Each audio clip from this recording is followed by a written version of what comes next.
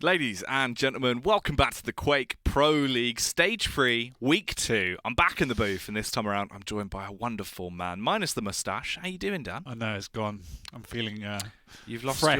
your lip caterpillar. I know, it'll come back, don't worry. All right, it's good. Well, it's already developing. Slowly. Yeah, it's slowly working its way up to maturity. I like it. How you been, mate? I'm really good, man. Yeah. Back in the UK. Glad to be back. It doesn't feel like too long ago we were actually just chilling in two Poland. weeks ago in Poland. Was it only 2 weeks? Yeah. Oh my God. That's crazy. That's not a lot of time. It's not. It's a fortnight. That's how it Thanks, works. Man. That's the passage of time. But of course, passing the time, over the course of the day, we are going to be covering the Quake Pro League. Another exciting delve into the masterminds of Quake to see how things have been progressing. We've got some amazing games coming up for you over the course of the evening that we'll step into and start to break down to expand your horizons. As you can see, the first 4 games for the course of the day, as we will be kicking it off with Spart1e taking on Base. Of course, Spart1e returning to the league. Dan. Yeah, I'm really happy about that. He's one of my favourite players as a person and as a player, so it's really good to see him back. I know he's hugely hungry to be here. He's been around for a long time, very established, and this is where he deserves to be.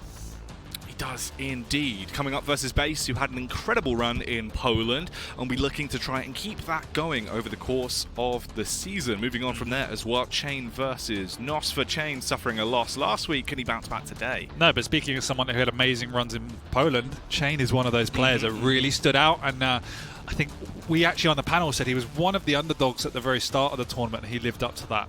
And he's, I think he's going to come on leaps and bounds. I spoke to him quite a lot after the event, and he's gained a lot of confidence. He didn't go in with much confidence, so really excited to see how he has learned from that experience and pushes on.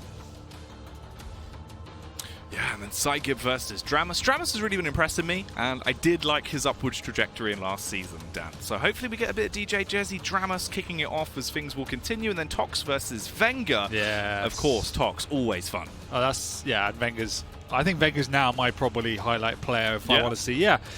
He was very disappointed in Poland not to come away with a higher placement, and he got top 4 I think it was, so you can see the ambition that he has on him, being still relatively new to the scene, and so he's got everything he needs to be one of the best. Let's see what he can do. Yeah, that would be really exciting stuff. And here are your next 4 games that will be coming up tonight as well as we move on through. Actually, this is results from last week. Yeah, I mean, great results. They were good. It was a good week. It was a good week. Rafa, once again, 3-0 man. That's what I have to say about that. That's all he does. All he does is win. It's like DJ Khaled. You only give away 5 frags across 3 maps against effortless. That's pretty impressive. He's a complete gamer. DJ Khaled, what was that reference? I blacked that out. What did you say? All he does is win. I get it. Yeah, all I do is win. Yeah. Can you Don't sing anymore. You can enter the first line, or she could copyright. That's how it works. Copyright. They come in, they write over you. Oh God. They just write copy on your forehead. Yeah. That'd be awful. Just shave it off as well. Yeah, permanent mark. You'd never be able to get it off. Oh, Tipex. Yeah. Imagine that. You're pretty paying. If they just, you shave it in. DJ Khaled. Yeah. That's what it says. Or just a big L for DJ Khaled. I just got do you ever watch Red Dwarf? Yeah. Rimmer. Yeah. Just big K on there. That'd be good. I think we could do that. We'll get you could matching ones. I think if we get matching ones, we can wear them at finals. Yeah. That'd be nice. We didn't actually see the second half of the bracket. It's coming. We're cooking it up. It's like, You sure? So when you go to a restaurant, all right, you've got to give them time. Yeah. We've got to prepare put the order in. Yeah, we've requested I want to know what I'm talking about today, sir. And they've gone, all right, give us a minute. Respect. Yeah. We've gone back. They've told the chef. The chef's gone, yeah, hang on. Cook it up 4 matches for us. Yeah, he's a 4 busy spicy boy. matches. He's got stuff coming. Sprinkling in the salt, which is, represented by Quake players in general. Yeah, there you go. Get those in. Bit of pepper as well thrown in. Are you a chef? I could see you being quite culinary. I'm quite partial to my cooking. Oh yeah. Yeah, I do enjoy a bit of cooking. I've been cooking up some quite tasty meals. Do a little bit of meal prep now. You know that. You're looking in good shape. Yeah, thank you. Summer's nearly here, ladies and gentlemen. So. Yeah, you've got to get those summer bods on the go. Summer forearms as well for the gameplay. That's actually not. I think it's underrated, that kind of thing. The forearm workout. Fitness and gaming in general is pretty underrated. Oh, but the forearm workout. The forearm workout I definitely is think ideal to maximum performance, especially if you're quite flicky with the with the railgun, playing that insta-gig. I can imagine that's kind of you coming from your background in the game that we can't name. I imagine you got the old flick aim going on. Yeah, a lot of that from Minecraft. Yeah. Is your aim any good from Minecraft? Is your aim good though? Yeah. I'd say so. Yeah, I haven't actually played against you. No. It'd be pretty embarrassing if I did. So, what we'll do is, after this week's show, we'll go back. We'll do a little 1v1. Yeah. Yeah. Screenshot, Instagram, Twitter. We'll put it up. Yeah. Post that in IRC. I better warm up because if this isn't a smashing, I'll be pretty embarrassed. It'd be awful. It would be terrible. What's your favourite champion? You know what? Probably Sorlag, I reckon. Oh yeah. Yeah. She's quite cheeky, isn't she? I like a bit of Sorlag. Yeah. She was better back in the day when she was a bit younger, but she's still got what it takes. What, back when she was a small reptile? What would be the progression on that? What, like a Pokemon evolution? Yeah. Does that, like a Sorlag, a Charmander to a Charlizard? Yes, it would be a Saw lizard. Saw lizard. Saw lizard. No, that's the word, is it? Sawlagatha. Oh, like Godzilla. Yeah. Lagzilla. Oh, Saw that just be if you're in Lagzilla. there. It's just really bad. Yeah, I'm not clear enough for Welcome this. back to the Quake. That's why I don't Quake do Pro game design. League podcast, where we cover all things in the Quake scene. It's been good. It's been a good day. So That was far, a great start to the show. I had a nice cheeky mint back there. Yeah, a mint. After 8, yeah. Oh. I think it was off. I think it was from Christmas. It's a bit crunchy. You're stealing mints from Face It. They've been there since like week 1. And That's what, apparently, I stage only know where they are. Yeah, they have. He's a mint thief. That's ridiculous. Don't Well, get you're on brand today. Anyway, you've come in with the You like Cthulhu-esque it? shirt. I Yeah. think it works. I thought it was, Especially if we get some Awoken gameplay. I thought it was quite quakey. No, yeah, it's nice. It is. Yeah. Went on my way to It's find got one. me quaking. I like your I don't Little know. flowers. I actually really like it. It's a bit autumnal.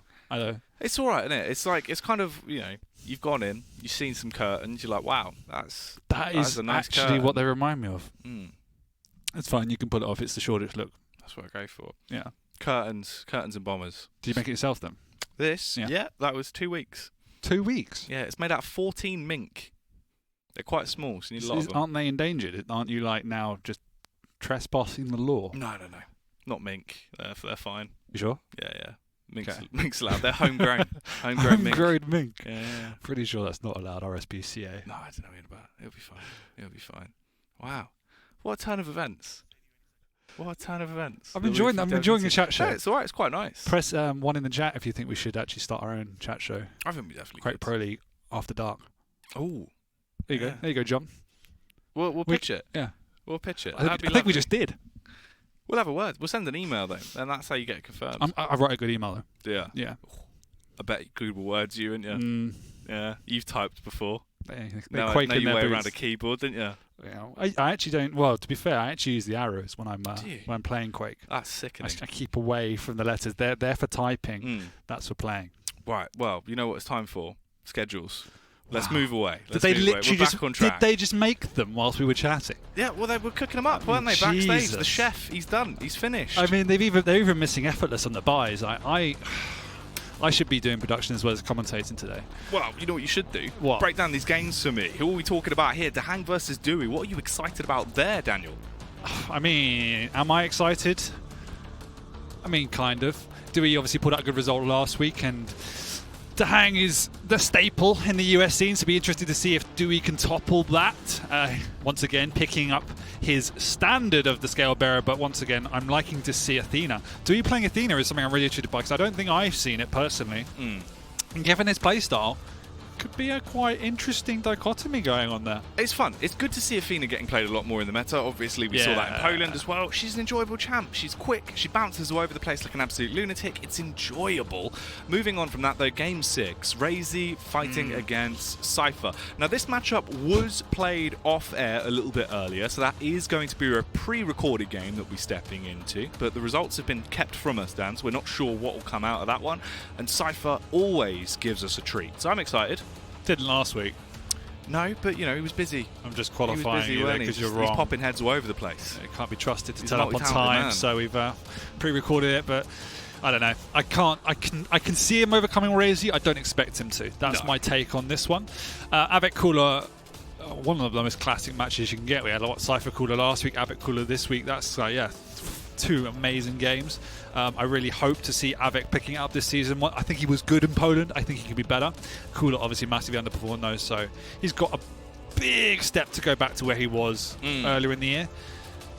And that was the knockout game as well that actually knocked him into the lower bracket before we got beat by Exactly, Shane. that's So a really good point. A lot riding on that. It could be a very, very enjoyable one. And finally tonight, unfortunately, we won't be seeing Rafa taking on Sib. Due to unforeseen circumstances, we are going to be delaying that game until further notice. So we'll keep you updated with that on social. But for now, let's look forward to the games we do have. 7 fantastic free mappers coming up tonight. It should be absolutely banging. Probably. You'd hope. Spart1e kicking us off, though. Always fun to see the Swedish superstar. Yeah, he's so hot and cold. This is the thing for me, is that when he's on his game, he actually can beat anyone. I know you said that about a lot of players, but with Spart1e it's generally true, and we have seen him beat everyone. So it's always a case of which Spart1e turns up to play. And online, it's not always the best Spart1e, particularly against base as well. He's got a real tough game cut out here, but I love to watch him play, so it's good either way.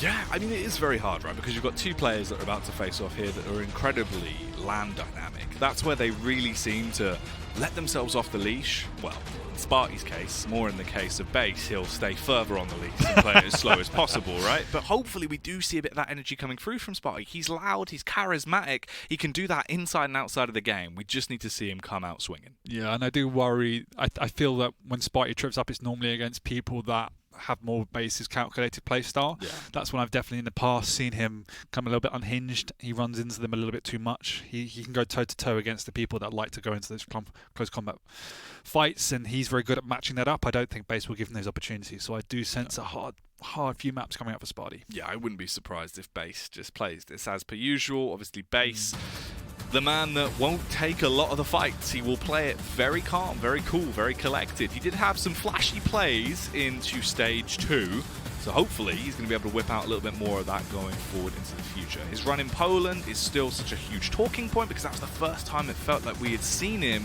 really at his true power.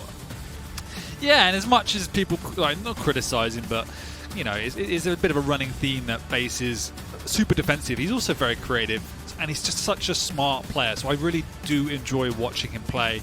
And I think he's vindicated himself, obviously, in Poland with his placement, because we've always said that he's someone that doesn't get the respect I think he deserves, and hugely popular in the CIS scene, and rightly so. He's deserved that for such a long time, and I think now is kind of exploded into mainstream that base is somebody that needs to be reckoned with. Yeah, well, I think it's people actually also accepting that, as you said, even though there's sort of a veil of a few people being annoyed by his play style because they feel like it's not how he should be playing, if it works, and it clearly does because he's taken that top 3 and he's refined it to such a point now where it's not just about wasting time. It does still set him up, yeah, exactly. Right? It's definitely far more rounded than it was. And again, that's a credit to the Pro League, right? He's now got that kind of experience base to build off, and we see a lot more aggression coming out from him. We do indeed, but we also see the veto, which is now ready, so we can have a look at what is being played and where it will be going down. Yeah, Spart1e obviously cancelling Blood Run, taking that off the map, whereas base is saying, I don't want Spart1e to run at me, so getting rid of Corrupted Keep. Apart from that, nothing too, unusual coming out. I guess the biggest one is Molten Falls and seeing the saw lag on that map, but that's not, again, massively out of context. Base banning the Doom, but I think that's more to take it away from Spart1e on Awoken, picking the Visor. We've seen it work, but it's, again, that's more of a base speciality than a map-specific pick. So again, not really too much to talk about here. Yeah, it'll be fun when we get down to Awoken, though. I feel like there's a little bit more to go on through there. Spart1e on the BJ. A player that definitely can cook up some tasty treats when he's allowed to actually fight with the BJ. So if base gives him an opportunity, that is. I'm a little bit surprised that Spart1e bans the Death Knight, leaving the Nyx in the pool for base to pick up, because we obviously know, and we've spoken about a lot, how effective base can be using those type of champions. Don't really see the logic there, but you never know. Yeah, it is an odd ban. I don't feel like we really very commonly ever see anyone ban a DK. So yeah, it's pretty unusual. Spart1e being Spart1e. And as you rightly say, BJ on Awoken, that's obviously Spart1e's speciality, and using the Ranger on Veil can get up nice and close and personal. He used it. It's one of his favourite champions. I think it's like the basic meta champion, so pretty standard. Starting off with the Galena taking on the Ranger to begin these things. What are you looking at here? Do you feel like there's potential for Spart1e to come back into the league absolutely just windmilling, or is this going to be more of the same from base? Obviously, what we've come to expect. I think it's going to be more of the same. I need Spotty to get off to a flying windmill start if he's going to actually have a if he's going to have a foothold in this. Like I said in the start, I think the play styles clashed so much, and it's not in Spotty's favour in my perception of this. So if he gets off to a good start, then perhaps we'll see how it goes. Yeah, no, I do think overall you'd probably have to favour base, obviously just because of how good he's been looking and just the sort of tight matchup between their archetypes of how they actually do approach the game. Base seems to have Sparty's number in that sense, but there has been some downtime. Obviously, they haven't really faced off in a while. But I mean, even in Poland, Spart1e was relatively unfortunate to go out in the way he did. Like, he put up a really, really good showing on the main stage. So he's definitely got it all to play for, and it just really depends on how much work he's been putting in since then as well to keep that momentum up. Well, let's find out if the Swede has any tricks up his sleeve as we do delve into our opening game of the night here. Spart1e taking on base. Gets the drop on him initially as he does fire down a couple of bullets. It really won't be much to write home about, as the rockets are going to be the things packing a punch. Yeah, base playing is incredibly safe there. I don't know if he realised that Spart1e had no weaponry to work with. Either way, Spart1e managing to sneak his way out onto the low ground, picking up some armour and weapons. Now feeling a bit more comfortable than he was before. Trying to play around base. He has the orb if he uses, but he doesn't need to. He decides to rocket jump up, taking a lot of damage. Perhaps should have taken the orb. Nevertheless, is able to creep away with an even fighting stack. Rockets coming down, but Spart1e really on the receiving end of a pounding right now. Not too much stack left to play with as he's knocked down to 36 HP and slowly has to tiptoe his way out of there. Just tries to slow down the pace of the game. Both the major items coming up at pretty much the same time. Spart1e should be able to grab control of the heavy once it spawns in, but I believe base will just be taking the mega. Instead, actually, Dan looks to try and take the fight. Yeah, it does sneak it away. Base realising at the very last second he had come out of control. Can he hit the air rocket? He can't. And instead, base picks up a very easy kill. Spotty not looking incredibly confident off the bat, kind of trying to sneak around that mid ground, but base definitely has his number here, stacking up those totems on the high ground, and it will be base that wants to control that high ground. So if there was one opportunity to Spotty to get up there, it needs to come through the teleporter, which means he'll take an incredible amount of damage. Great rail from base coming out. Spotty again in a lot of danger. Base a second too late, but good rails here. Spotty very low once again, and it's an easy frag, but I guess the one blessing is Spotty does a fair amount of damage just to keep base slightly weak. Yeah, it could have been a whole lot worse for base there, but luckily straight over towards the mega. He's able to recover a good majority of his stack as he's back up to nearly 200, 100 now, so not a bad spot to be in at all.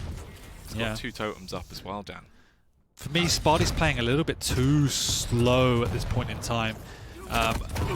Again, he's just giving away easy frags. He has cleaned up the totems, but is that enough? I mean, he's lost complete control of all items. He's probably going to go down again here. At the very least, base does great damage. Spotty's in so much trouble. This is going awfully. The drop down with the LG, electrifying and electro-frightening. Spart1e's going to be terrified of that one. I mean, have a think about the way in which, you know, if we're thinking back to someone like Rafa on this type of map, how confident they look when they're not in control. And that first minute or so is indicative to me that Spart1e's not feeling 100% just yet because of the way of how slow he was moving around the map, just not really having a clear direction of what he wanted to achieve. This is better though, managing to catch base down on the low ground, but he's far too early for the mega and really shouldn't be around there. Straight into that totem. That will leave a bit of a flesh wound. Base hungry for the follow-up with the rail, but it isn't quite going to connect. He is finally pushed back, and for once it looks like Spart1e might be able to get himself into the game now, as he's done a ton of damage against base. He doesn't fully commit. Instead opts to play it a little bit safer, and that actually could come back to bite him in the bottom. This has gone awfully. But that's what Spart1e needs to do. There's the difference between the passive and the passive aggressiveness. Yes, Spart1e wasn't being entirely opposing and rushing his opponent, but the fact is he is trying to push him for the kill, and each one of these times, A, he's getting base low, and B, he's been incredibly unlucky not to finish him off. So this is what Spart1e needs to do, but the problem is he's already given away 7 frags. So giving away control of all the major items. He had no opportunity and no pathways to make it there. He's bouncing straight into the rockets that are railing down from above as well. And Base is going to obliterate him. Yeah, Base is looking really good so far. This is crazy. I mean, you take into consideration, normally this is a man that will be quite content with getting 1 or 2 picks on the board and then playing it incredibly slow and turning up. Instead, right now, he is just feeding off the momentum. Go for the bloodlust. Well, this is the difference we were talking about Base in the start. He really is showing a new side to his game. Wow. I mean, Spart1e, yes, as we said, has not looked entirely hot so far, but Base is just reading that perfectly. Once he has got good control, he has managed to put the pressure on. Now it's stabilized a little bit because Spart1e can get on the board, but just taking needless damage at the minute, trying to push him for no real reason. And this is what I said at the start, right? I was feeling a little bit worried for Spart1e coming up against Base, but Base is turned up to play.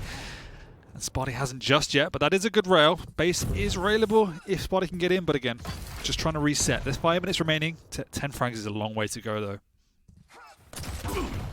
That is a cheeky rail, and then the rocket straight into the back as well through the porter. Ouch. This is just a slaughtering.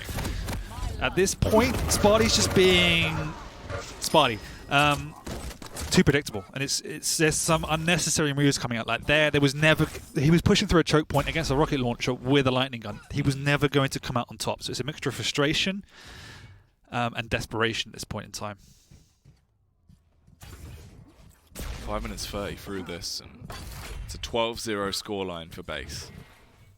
An incredible opening into the series, but is there still more to come for him? Or does Spy have an opportunity here? The battle of both of them spamming out with the LG, hoping to take down their fellow brother in arms. But Sparty comes off much worse for wear. Leaps across, does secure the Mega, barely staying alive into this. There we go. Finally, Base will go down. But this is the, I guess the problem of playing at the highest level is that Spart1e entered the map a bit too passive. Base took advantage, few unnecessary moves, and we're already 11 frags into the deficit. Now 10. Good frag coming out for Spart1e there, but he did take a lot of damage, meaning if Base has enough time to get onto this Mega, he might be able to protect it. Good move from Spart1e there. Can he follow it up with the rail? He cannot just yet. Saved by the bell there of the Mega spawning in, keeping him alive for just a few more seconds, but it was just a band-aid fix as he does go down. Exactly. And the difference there was, we can see the way in which Base played that return frag to the way Spart1e played the first few minutes. Just put no pressure on the map, whereas Base made himself a present. Base getting slapped in the face, knocked down to 35 stack, immediately peels back, a near miss with a railgun as well. Luckily enough, if he does fall, he's still built up so much of a buffer that it's going to take incredibly long for Spart1e to be able to tie this one up, and there isn't that much time left. No, Spart1e needs to play aggressive. He needs to play aggressive, and that's what he's good at, but what he needs is clean frags, and that's the problem now.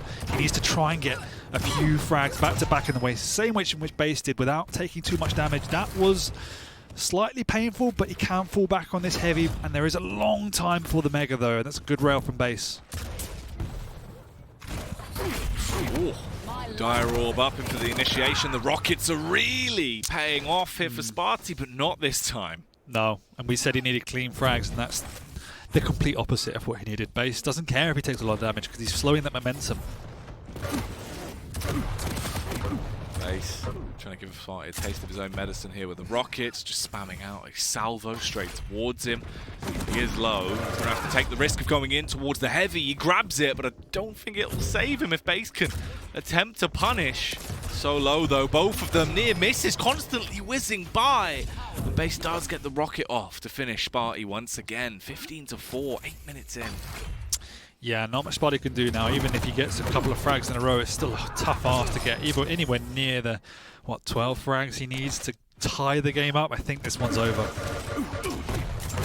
Seems like it's going that way. Ooh, Spart1e will be able to at least get one. A consolation prize towards the end here, but there just isn't enough time. No, and we know how good at Base is grinding down the map. There's some really good choke points he can hold to deal a lot of damage against Spart1e, and as we can see, every time Spart1e's making a move, he's coming away either dead or low. He can't get a single clean frag. Yeah, Base. For me, this story was Spart1e being way too passive for that opening minute or two. It was a slow engagement. It let Base play the way he wanted to, but Base didn't even really need to. It wasn't that consistent, slow, sort of just avoidance play style where he's going to try and burn that clock down. He carried on taking the fights because he knew he could win them. Yeah, Spotty made no presence or pressure on the map, and Base was able to get a few clean stacks, and as soon as he did that, he just read Spotty like a book. Managed to choke points well. Spotty didn't ever get in the right positions to counter Base. And some of his movement patterns was just a bit too obvious. Base catching him off guard quite a few times in the opening exchanges. But Base's aim would look really good. Like, his rail was on fire for the first few minutes at least. His rockets have been spot on as per usual. Sparty slowly getting back into the game, but it took him far too long. Almost goes down, finally finished off by the rail in the end there, as Spart1e will be able to get it off. It's really not going to do much for him though, as we're in the final 10 seconds, and it is going to end 18-6 it seems. So Base, a dominant opening map, huge performance as he really did come out looking more aggressive than I feel like we've seen him in quite some time. He was willing to take a lot of the fights, and they all paid off for him. Yeah. I don't feel he did anything out of the ordinary. We can see the clear difference in overall stacks there. Sparty concentrating on that heavy, whereas Base really tried to monopolize the lights and the mega.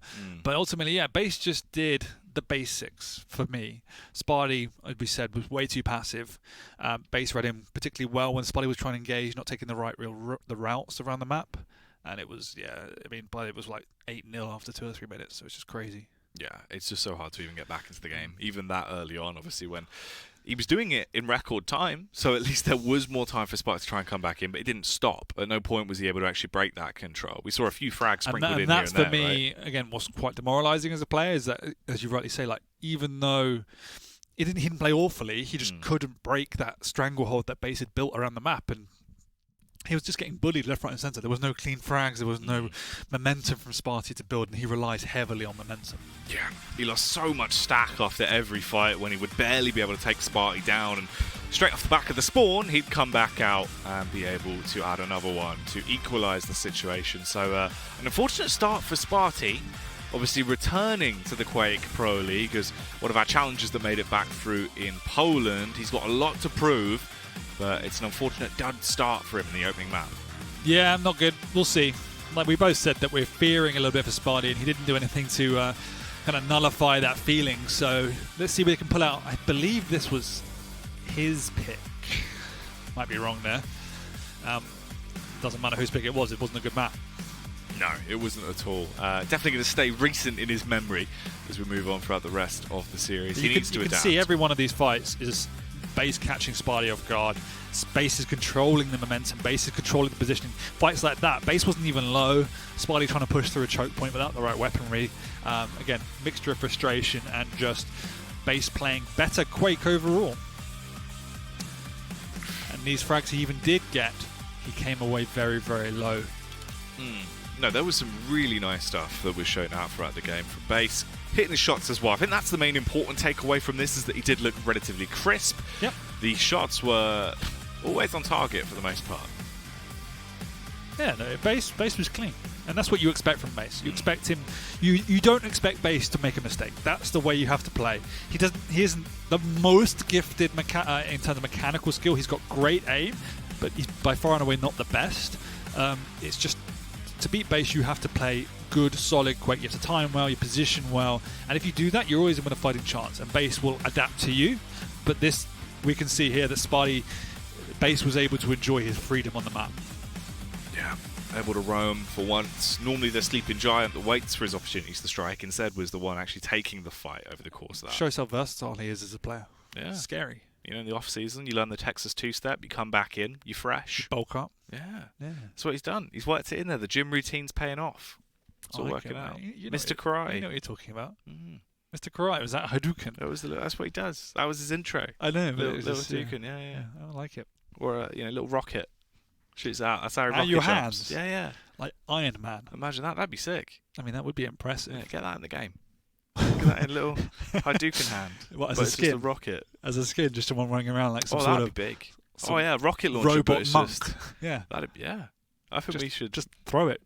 What? QB Off the back. Yeah. Yeah, like a little Tomahawk. Tom Brady. God damn. That'd be absolute lunacy. I like it. Yeah. But that would give him an unfair advantage on top of the advantage he already has, as he's been looking incredibly dominant there on the opening map. Sparty, opportunities to return in throughout the series. Obviously, still 2 maps to go. He can attempt to get some more points down, and the points are doubled now as well, so there is a lot more on the line. Yeah, he needs... I mean, he swung 2 ways in that map, so he started off incredibly passive, which gave base free reign in the map, didn't show any real confidence, so that then swung the complete opposite way, where he was almost pushing in situations which were definitely not in his favour, so really some unnecessary fights going on. He needs to find that good middle ground. If he's going to be on the defence, he needs to position better. He needs to get onto those light armours and take up some stronger, more tactical positions in and around the major items to try and deal some damage. And if he's on the aggression, he needs to be a bit more restrained, a bit more calculated. I know by the point where he got control, frag differential was out of hand, so he needs to find that better middle ground, in my opinion. Well, it's time for Awoken now, so it could be a whole different kettle of fish as we step back into the action. Once again, starting from Sparty's POV at this point. He does already have the lightning gun, of course, playing on BJ, popping the Akimbo early on just to try and assert dominance. Oh, it's not working well, though. No, I mean, like, he popped that as a preventative measure, but when you don't have the range game, I don't know why you're standing around there, my friend. Not the best move in the book. Yeah, wanted to use it just to get the Mega. He did get it, but base instantly stripped everything that he had just picked up away from him, so it really didn't work out well at all. And that's going to be the heavy snatch there, put straight onto the chest of base, who's looking to now land a punch. It's the face of Sparty. Yeah, Spotty did good damage there. That's what he's good at. He times well. He has these aggressive pushes onto items, so I do feel it's going to favour him a bit more on this map, as long as he doesn't make some foolish decisions like off the first frag. Good use of the piercing sight just to understand what Spotty's positioning is, meaning base can creep in if he needs to. People always forget how powerful that tribot can be as well.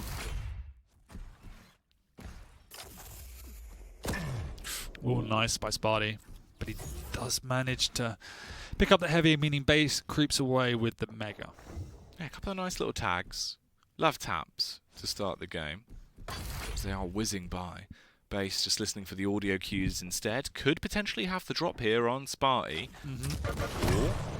Looks for the opener. The LG going to do a nice amount of tickling to start things off, but the rockets are really going to be the takeaway.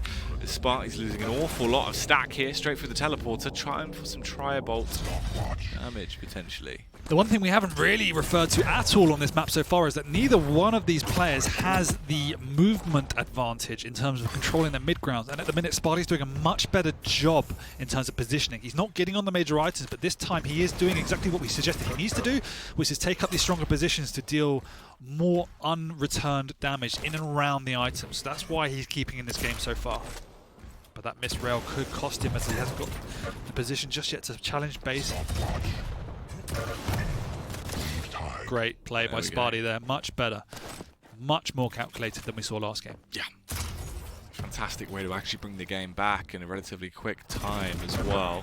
2 minutes and 30 have passed, and it's now 1 frag apiece. Sparty, can he continue from this and actually build a lead off the back of it? Delves down to grab the light armor, at least gives himself a little bit more sustenance.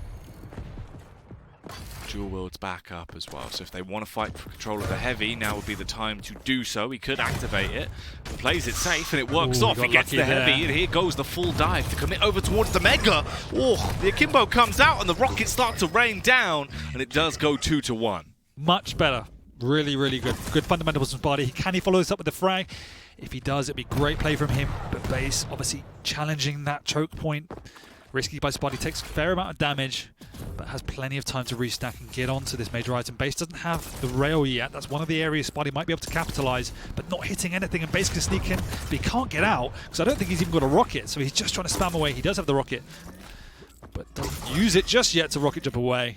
Great play by Sparty. Much better control of the map now, using the tempo in his favor. Understanding Base doesn't have that rail, doesn't need to overcommit for these items. Rocket to the face is never going to be a fantastic way to start the evening as he is punished. Base goes down again. It's been a role reversal on a Woken. Well, this is the difference, is that Spart1e, because he hasn't gone so far behind, has able to maintain great positioning in around that mid-ground. But this is the one thing Spart1e didn't do previous map, which his Base is doing particularly well, is he's making sure he is contesting. So yes, he hasn't got the snack advantage, but he's getting in Spart1e's face. As well. Losing that firefight there, the difference maker could have such big impact in the course of the game. This would have been a 5-1 scoreline, so it's 4-2. Base consistently being able to poke and prod and keep Spart1e fairly low with the visor as well. Could be the added edge that this man needs. Near miss on the rail. He does have the heavy for free. Spart1e needs to get out of there. He's sticking around with nothing to work with. Taken 2 rails more than he needed to.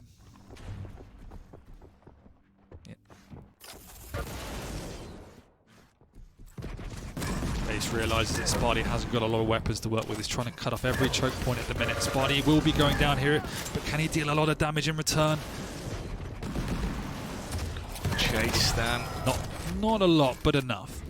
Yeah, he has bought some time as well, meaning he might be able to get some damage here, or at least get onto the Mega if he is quick enough. That's a great outgoing rail by Spart1e, but he's not in time for the Mega. Fairly similar in terms of their overall stack. Base now has to concede though and dive back for a second. He is close to equalising the scoreline, so it's not worth taking any unnecessary risks. Instead, play much smarter. He is really taking some heavy blows. Yeah, it's one of Spart1e's strengths, is his rail, particularly hitting these random angles, and he is pushing in great timing from Spart1e. He's bouncing Base around. Perfect rail to finish him off. This is much better from Spart1e. Ooh, the point-blank rails, using it like a super shotgun, and it is paying off for him. Rail after rail, Forcing burns a hole into Base. Well. Base knows he's low. Spart1e needs to be super careful. Great recognition of the overall game there by Base. Spart1e a little bit careless, but he's playing exceptional. This could be good, actually. Pops the tactical visor, he sends on over. He was trying to stop Spart1e from getting the heavy, but instead he'll just kill him whilst he wears it, and then grab the Mega for himself to replenish his HP. 1 frag away. This game is incredibly tight. Still 4 minutes left to go, and now it is entirely tied up. I like that move from Spart1e.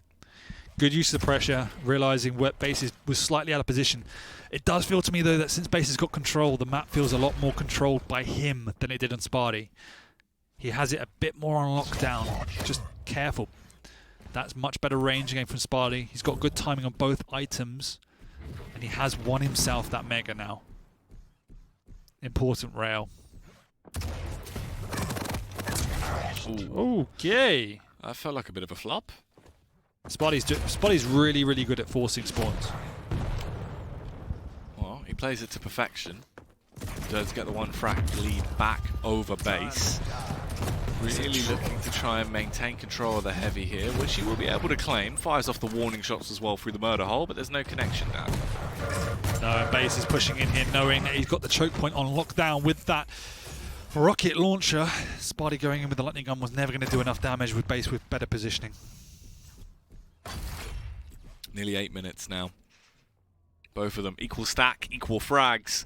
It just comes down to who can hit their shots at this point. The visor's going to be on cooldown for the next 5 seconds. So Base, he doesn't have that extra additional edge. That rail landing definitely would have been. Interesting use of the... oh, he hasn't got a rocket launcher, my bad. And the fact that he didn't have a rocket launcher is why he died. Yeah. So, I don't know if Spart1e realized it, but it was the right choice. Ooh, the sneak attack there from Spart1e with the LG. He's going to pepper spray into the back of Base and do a small amount of damage. He's out of position for this heavy, meaning it could be a free item. Spart1e is going to drop down just in time, but doesn't hit the rail and has to get out of dodge. Nearly connects with the great rail, but doesn't do enough. Space can be pushing in for this Mega and should be expected there by Spart1e. This time Spart1e doesn't have the rocket launcher, needs to get out, and he really needs to pick up that weapon. Yeah, this has gone bad now. Spart1e 8-7. But he's the one in a much worse position in terms of the stack. He can't run any risks here. Still around 10 seconds till Heavy's back up. He is slowly just going to attempt to make his move over there. Finds a light, but here's the fight he needs to take, and not a good one for him whatsoever. The double rockets come through, he falls, and Base is at a huge position now. 60 seconds left. No. Oh, and Spart1e goes down! That was slightly unnecessary. He was never going to win that. He hasn't had a rocket launcher for like 2 minutes. It's the most important weapon. He needs to put more of a focus on getting the right weaponry. And now he's going to have to go into it. He's got such a tough arse. He's got no real weapons. He's only got the rail to work with. No items. Base doesn't even need to make a move. He's got the mid ground. He's controlling that rocket launcher area. If I was Base, I would just try and control the rocket launcher more than anything else. And I think that's what he's doing. He knows he needs to make a push here. That's really all it comes down to right now, Dan. Spart1e, I think he knows whereabouts he is. Yeah, definitely knows now. Playing a little bit slow, trying to bait Base out, but Base has popped that piercing sight. So there's nothing Spart1e can do for a few seconds. Just needs to try and bait him out one way or the other. And he has caught him here. Oh, he's got to take him down right here, right now, though. He might not have a lot of time. The rocket jump up to get into a better position, but Oh, the what a rocket rocket! Save him! Wow! Yes, it will. We're going to sudden death. Spart1e finds the frag, secures himself the heavy as well, and he dives straight over towards the Mega. He gets it and surely should win the fight off the back of it. He tries to chase him down. Base barely gets away after being tapped in the rear with a rail, and it's all on. It's all to play for. It's all in Spart1e's hands now. He knows Base is low. He knows he can go in for the kill here. He's got him trapped around that corridor. Will he catch him through the teleporter? Base this time holds out. Keeps himself alive for now. Base has done a good job of just maintaining his life. Can Spart1e get in here? Oh, Base needs to get out. He's not going to contest this. Spart1e. He's taking all the major items. He's establishing a lot of control and a couple of those hourglasses to replenish the cooldown as well. The Mega will be his. Good use of the Mega. Really great use of the Mega there. What he wants to do is take a fight to fall back onto it, but he's taken so long now. He just needs to pick it up in position for the heavy. I really like that play. He's found him around the corner. That rocket is good from Base though to knock him back. He's just got to land the rail. Starts to punish him. Base is so low. Anything will finish now if he can actually dive on him. But Base doesn't know when that timing is. Spart1e delayed it for so long, and Base needs to get out because if it hasn't spawned by now, he can't risk it. He has no idea when it's going to be up. Yeah, Spart1e just looking to play a much more systematically smart game. Play it sound rather than running the risk. A minute and 20's passed. Yeah, he has got the Mega. And he's got a perfect split on the items as well. Can set up for this heavy. Imagine he would try and clear up the area, and after this heavy, he might then just go on the offense. But this time he's caught him, and somebody will die here, and it will be Spart1e that gets the kill.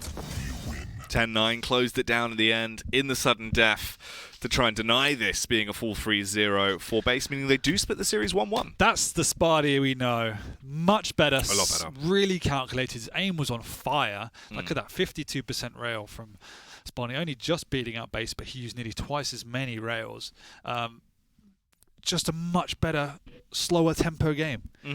The first game got out of control so quickly, like we have to write off that first map. That's the Spart1e we know, and that was a really great example of both duelers playing to good potential. Because when Base got control, it felt like he was playing really calculated and smooth, and he had it in his advantage. But Spart1e then played around that particularly well. Made sure he did a lot of damage, unreturned damage in around the items.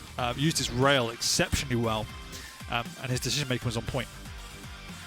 Yeah, was actually able to keep it incredibly close throughout the entire game. So many twists and turns there between who was going to be able to take it, which is better, showing Spart1e obviously does have the level to contend against Base right now, and it's not going to be the whitewash blip that we had on map 1. This also gives us a good position to see who is going to get the majority of the points going forward in the third and final map between these two, and it denies a ridiculous point injection for either one of them.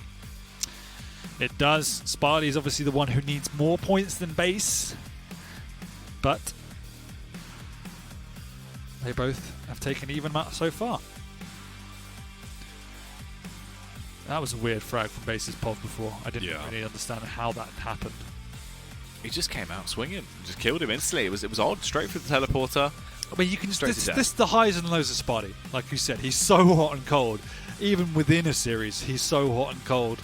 And it wasn't like Base played any real big mistakes. It was Spart1e exploiting small positional advantages, capitalizing on some of his incredible aim, and just playing amazing.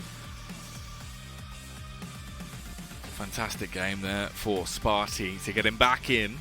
But can he try and hit the ground running and actually carry on with this now? Third and final map, obviously down to the decider. This is where it gets interesting. Yeah, I can't say either way because you never know who's going to turn up when it's Spart1e. I think off the back of that, he'll be filled with confidence. So, oh yeah, it's going to be an even. Quite, I can't even. We're on Molten. Sorlag versus Nyx. So the heavy versus the light. Heavy versus the light. I do favour base with Nyx on this map slightly. But yeah, I'm going to go with base. Yeah. No, I think it does make sense. Normally, obviously, in a position like that, you know what you can get away with Nyx. She's a lot more cheeky. She also does incredibly lend into the hand of base just off his escape plays. He can be so annoying. Added on top of, obviously, his normal sort of creeping around, trying to waste time. Now he can just completely vanish. Yeah, the previous two maps we saw mirror matchups where it was the essence of those two games was who's going to play a better duel. First game, base just wiped the floor with Spy. That game was incredibly even, and it came down to just a few small details.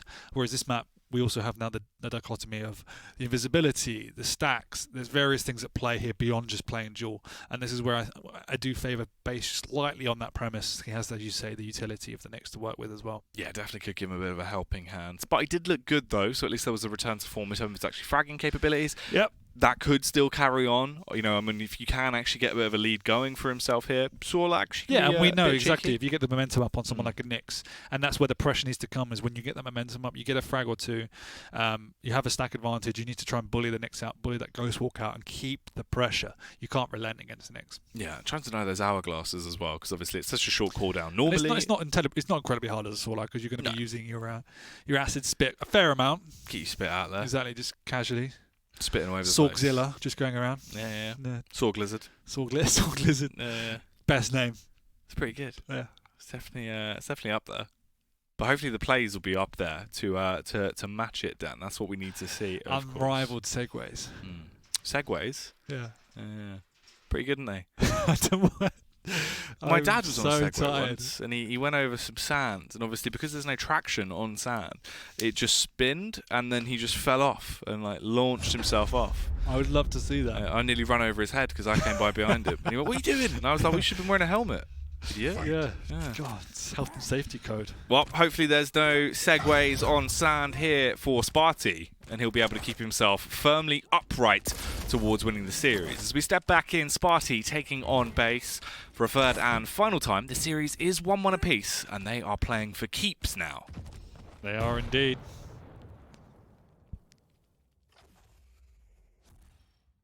Sorlag's your favourite champion, isn't she?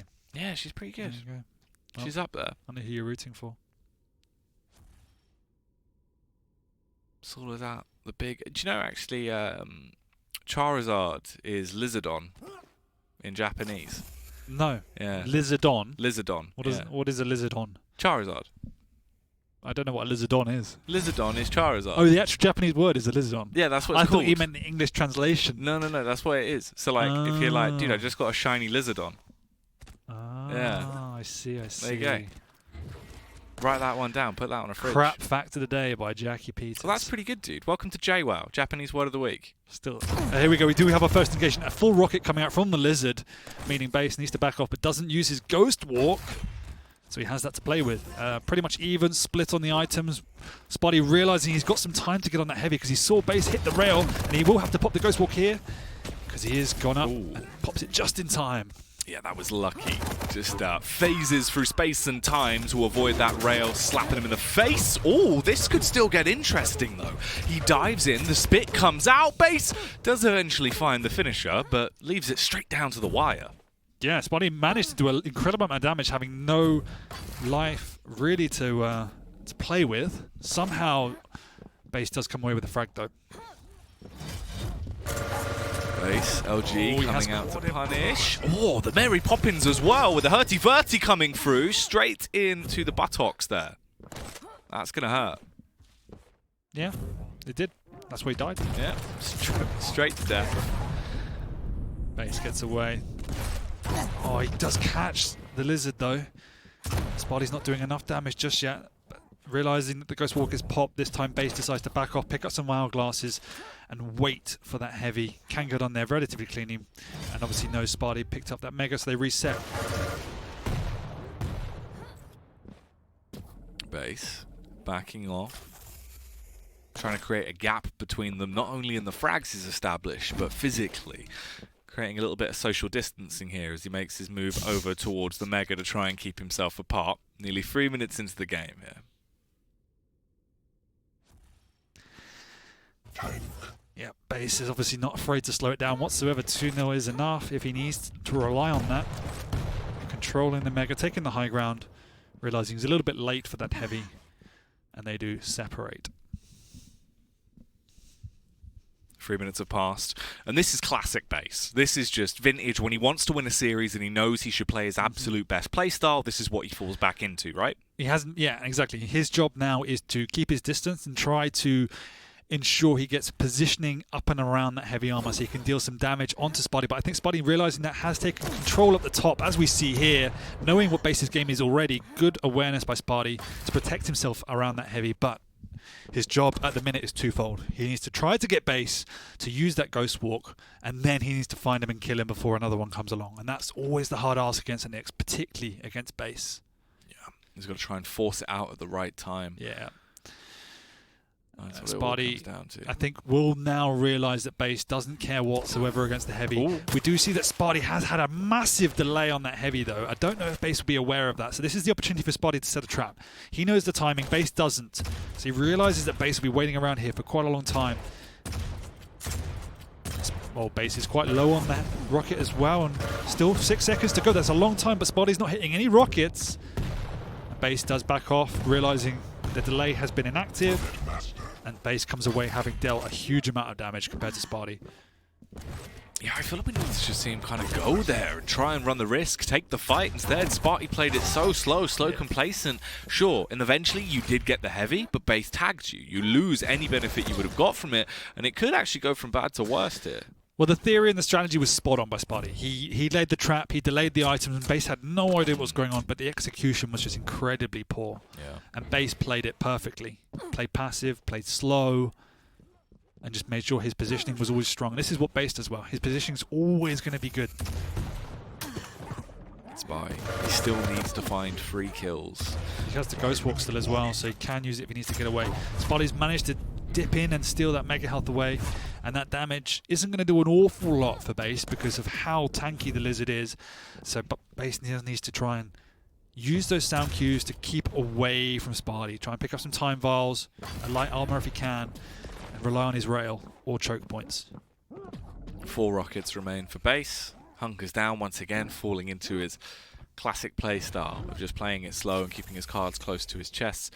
There is a big difference, nearly a full 30 seconds between the 2 major items as well. Rocket coming down to at least punish slightly onto Spart1e as the heavy will be up. He knows it's there, and he's going to go over to pick it up now and deny it. Good respect by Base, and also not playing greedy. We've seen a lot of players trying to get away without using the Ghost Walk, but now Spart1e knows he has used it. He can pressure in, and that's a great follow-up rail by Spart1e. Now we can see the pace come out. He has to go again. He doesn't need items. He needs to keep on top of Base. He knows there is still a bit of time before that Ghost Walk's going to come up, and every second counts. It has now regenerated.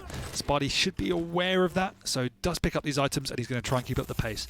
Base cannot afford to be in and around these items, though. He doesn't need to be. Spart1e realizes that, and that's why he doesn't pick up that Mega. He knows that Base isn't going to be pressuring him, because if he does, Spart1e's just going to rocket jump onto him and keep the pressure on. So Base is all about the distance game now. 2 rails, though, that's really painful. Plenty of time for the heavy. 3 rails. He hasn't got the 3rd off yet, but this is 4. where frags have to come out. Oh, nice response back, but Spart1e incredibly low. Dropped down to 35 HP as the rockets start to go swinging out. And 4 rails in a row by Base means Spart1e has to lose out on this Mega. He might try and deal a rail, but again, it's too risky to lose another frag against Base. And that was, again, a slight overconfidence of having so much of a stack as the tanky Lizard, and Base just chipped away at him. There wasn't enough care going into Spart1e's approach play. 2 frags difference normally would be an achievable feat, but right now against Base, with the way he's been approaching it, it's going to be incredibly hard, especially when he gets the drop on you like that. Almost the execution as Spart1e, incredibly low, close towards the edge now, as he will finally topple over, 4-1. This is the problem, is that, yeah, I mean, it is obviously easier to hit Sorlag with the rails, but Sparty's just not being careful enough. Trying to use the speed to get away and pick up the items and to try and sneak away to pick up health, and Base is just playing around him. He's toying with him. He's using the split levels and the distance game to keep Spart1e at bay. He doesn't want to fight. He'll fight if he has the advantage of weapons and stack, but he doesn't want to. He doesn't need to. He has the Ghost Walk if he needs it, so he's just going to do a lot of damage here. Ooh.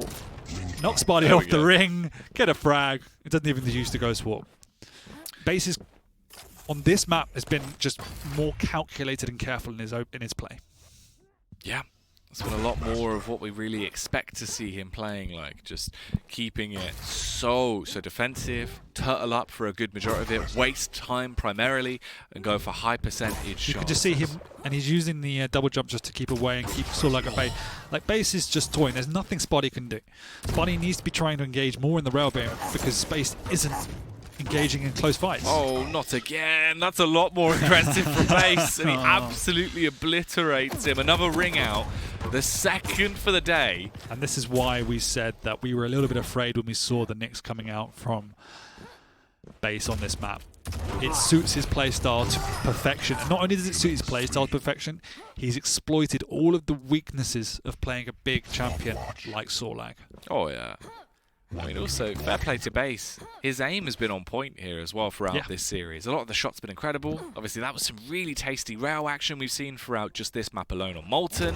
The midi is also going to be beneficial when he keeps it going with what should be another elimination there. Yeah. GG. Great example of how to play passive, aggressive, slow play. And this is flicks. He just took his hand off his mouse. And this is the difference. I know it seems subtle potentially if you're potentially new to the game, but the way in which Spart1e played in this one example in the first minute or two of Veil compared to the way Base has played this map. Base hasn't looked to engage. He's played passive, but he's made sure his positioning's been such that he was taking rail angles. He knew where Spart1e was, and you can see like this, right? He's making sure he keeps pressure on while not being in Spart1e's face.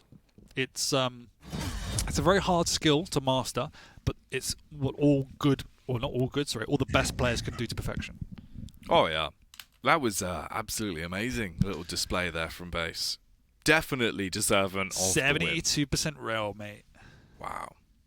But he packed a punch with a weapon as well. Yeah. Nearly 2k damage distributed from it. But you can see that there's virtually even items, but the damage, 4,000 damage to 1790. That's down to positioning, situational awareness. Spart1e couldn't hit his opponent, whereas Base was just having a field day. It was like playing clay pigeon shooting or something, you know, if you're posh and like to go to the fields with your beagles. That's what. Yeah. Or like playing conkers and always hitting their conker if you're not posh. Down in the streets of Reading. Yeah, where it's, you know, it's all down to conkers. The clay pigeons there. Apparently so. Welcome to the British cast of the Quake Pro League. The Great British Quake Off. I wonder off. if anyone know what we're talking about. Probably not. I don't really care. But what they will know is that Base has come, he's conquered and absolutely dominated over Spart1e with a 2-1 victory as he's locked it down, looking pretty damn dastardly. The rail work was such a big aspect to him actually taking that. Well, this is it. Like, you can see the differences in the picks as much as anything. The last duel was incredibly close and Spart1e played so well, but when it came down to just the tactical and situational awareness on this map, Spart1e wasn't up to the match. No, he wasn't able to take the fights, it just didn't work well for him. Base, also, the classic play style just overwhelmed Spart1e in the sense of so much time was wasted. That once he started to try and chip away, it was already an absolute mountain he would have had to chisel through to get back into the game. So many unlucky frags like this as well. 2 of the ring outs added on top. It's definitely not an ideal position to be. But you can see all of these frags, right? It's Spart1e running. I mean, this one not, but Spart1e running into Base. Base with a better position. Base playing the range game particularly well. Like, I mean, it's just spot on, as you rightly said, spot on traditional play from Base. Oh, he does what he does best. He does it for a reason, right? So yeah, he does. He's just going to stay true to that. In it. Yeah? What was that? Oh. Chop the lizard. Chop the lizard. At half. God damn. But then it would grow into 2. Is that how it works? It is with worms. All right, she's a mutant worm now. Potentially. You've just created new lore for Saw for expand- Saw Lizard. We're expanding the lore for Lizardon. Worm Lizardon. Saw worm Lizardon. I like Goodness, it. She's evolved. Wow. She'll come back next season as 2 heads. It'll be absolutely ridiculous. But talking of 2 heads, we still have 2 more players to duke it out as our next game will be coming up. As you can see on screen, Chain and Nosfer will battle it out on Sarnath, Vale, and of course Molten Falls is our next game of the night, Dan. Should be a tasty little series. Chain's got a great look going on. Like, it's glamorous. But they both have, in terms of the matchup themselves, they're both 8th and 9th in the world on the rankings. Like, rightly deserved. Chain showing up to play in Poland. Nosfer, obviously a little bit disappointed in comparison, but they have both got incredible mechanical skill. I love to watch both of them, and so I expect a really good brawl. Yeah, it really will be. A bit of a bust up potentially, so you won't want to go anywhere as we will be going to a break. But once we step back into the arena, these two will be facing off to see who is going to be walking away with a huge amount of points at the end of their series. For now, though, get yourself ready and join us after the break.